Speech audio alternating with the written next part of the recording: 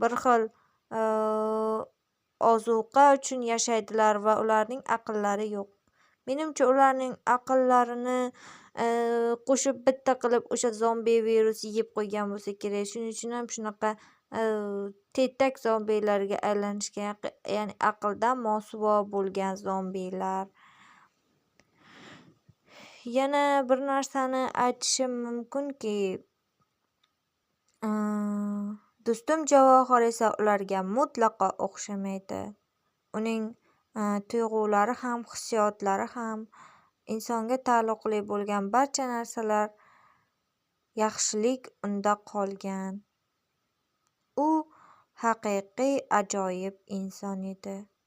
Faqatgina bir qancha xususiyatlar, qobiliyatlar, super qobiliyatlar paydo bo'lib qolgan. Biroq undan ajoyib do'stni topa olmasam kerak.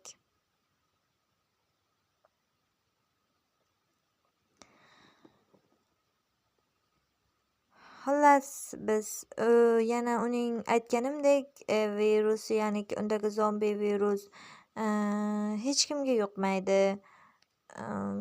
Hech qanaqa yo'l bilan unda zombi virus yo'qolib ketgan.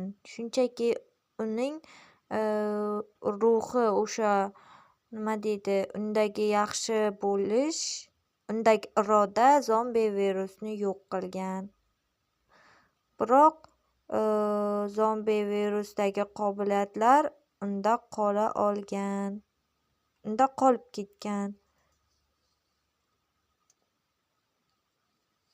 Shunday qilib, endi u super qobiliyatlarga ajoyib ega bo'lgan ajoyib do'st va gibrid inson edi. Super qobiliyatlar bilan birga bo'lgan odam. U boshqa qonxo'r gibrid zombilarda umuman o'xshamasdi. Ular uning tirnog'iga ham arzishmaydi. Xullas kalom, biz shunday qilib